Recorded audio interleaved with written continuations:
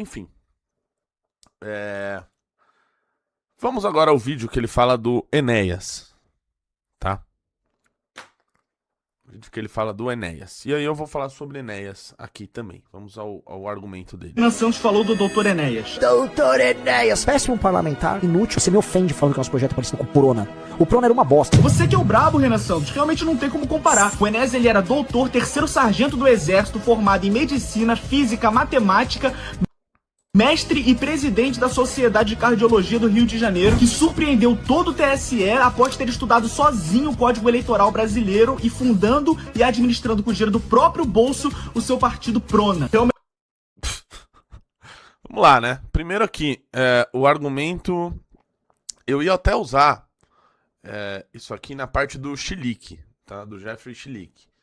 O que o Olavo falava sobre diplomas, etc. E olha só, aqui quem tá falando é um cara que tem alguns diplomas na parede, tá? Sou formado em Relações Internacionais, pós-graduado em Ciência Política, fiz mestrado em Gestão de Políticas Públicas, estudei no exterior. Então, pra mim, se quiser entrar nesse debate também, eu topo entrar, né? Mas, vamos ver, por exemplo, o Olavo, que essa turma admira muito, dizia sobre isso. Coisa de você ser deslumbrado perante esses prestígios do exterior é coisa de caipira, gente. Você tem que julgar os trabalhos e as pessoas pelo que elas são realmente, não pelo que os outros falam dela. Por exemplo, é claro que tem mais gente que fala sobre a Marilena Chauí do que fala sobre o Mário Ferreira dos Santos. Então, a Marilena é a grande filósofa brasileira, porque a Folha fala dela, todo mundo fala dela. E do Mário ninguém fala. Filósofo, sobretudo, se julga pelo que ele escreveu, não pelo que dizem dele. Por que no Brasil se dá tanta importância aos títulos universitários? Porque as pessoas não são capazes de julgar as obras, não são capazes de ler as obras julgadas. Então elas têm que se guiar por um indício externo, pelo que outros dizem. Vira tudo esse desejo mimético. Eu acho que isso é bom, não porque eu acho que é bom, mas porque o outro diz que é bom. Então, claro, o diploma se torna mais importante do que a substância do pensamento do cara. Então é um critério que só analfabeto segue, porra. Isso quer dizer que todas essas pessoas que viu, o Olavo não tem diploma, fala, e o Olavo precisa de uma porcaria desse diploma, você tá brincando comigo? Quem vai assinar meu diploma? Vocês? Então nós estamos num país de gente fraca, gente que não tem personalidade, gente que está sempre se apoiando na patota e precisando da aprovação e do agrado de gente que também não presta. E nós queremos acabar com a corrupção? Meu filho, a corrupção não começa com dinheiro, a corrupção começa na sua mente. Até você ter a chance de roubar dinheiro, vai muito tempo. Mas mentir pra você mesmo, mentir pros outros, você pode começar com 10 anos. Bem, isso é o que o Olavo dizia sobre isso. Né? Mas vamos lá, aí ele deu primeiro a carteirada, né, de o Enéas se formou tal, em física, em matemática, e aparentemente isso é muito importante para a política, né, formação em física e em matemática. E aí ele diz que o Enéas surpreendeu a todos estudando o Código Eleitoral Brasileiro e criando seu partido. Uau!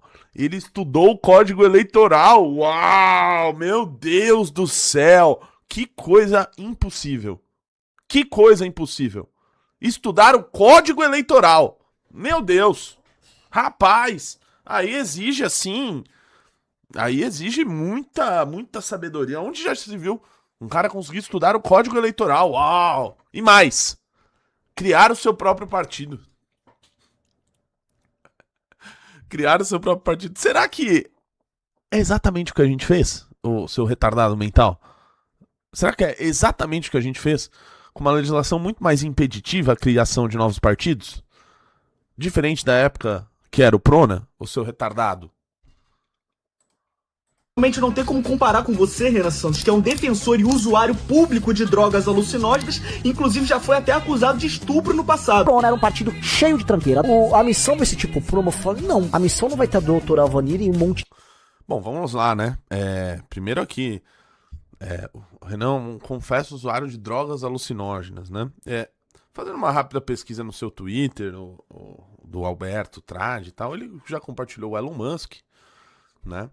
Que já disse utilizar microdoses de cogumelo de psilocibina, acho que é assim que se diz, para estudar e trabalhar mais. Né? Já vi você publicando coisas do Trump, que já disse, inclusive, que está investindo mais na área de pesquisa desses psicoativos aí. Qual que é a crítica aqui? E depois foi acusado injustamente. Inclusive, essa própria acusação foi retirada e ele foi absolvido. Ou seja, qual que é o ponto aqui? Veja como é canalha, é vagabundo aquele que faz isso. Esse tipo de acusação, né? E, enfim, isso vai se repetir várias vezes aí ao longo da campanha. Enfim, e esperamos que a justiça eleitoral haja de maneira justa. sobre esse tipo de caso, tá? Então isso aqui já está em análise pelo nosso jurídico para tomar as medidas cabíveis.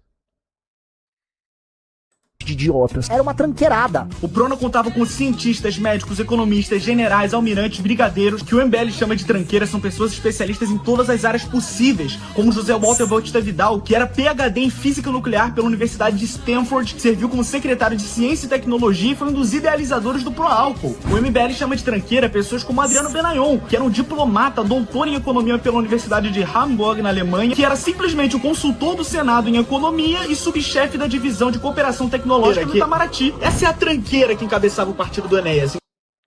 Bom, primeiro, Carlotti falou aí no chat, esse Alberto tinha uma página nazi, né? Ele é administrador de uma página com conteúdo nazista, né? De um grupo com conteúdo nazista, e também faz parte do grupo do Parabéns Führer, né? Ele acha aparentemente isso bastante legal aí. Aí vamos lá, aqui ele fala sobre... O Renan disse que o Prona tinha gente tranqueira, mas não, ó, tinha esse cara aqui que era economista e esse outro que era diplomata. Primeiro, argumento de retardado mental, tá? Argumento de retardado mental. Vamos falar sobre o legado do Prona. E eu posso falar bastante sobre isso, até porque não é de hoje que eu falo sobre isso, tá? Esse aqui é um vídeo meu no canal do MBL de 2019. Fevereiro de 2019, que chama Enéas Foi Comunista, que é um bait aqui, né, o título. E nesse vídeo eu falo sobre o Enéas e falo sobre o grande projeto nacional e tal. E falo sobre ele em 2019.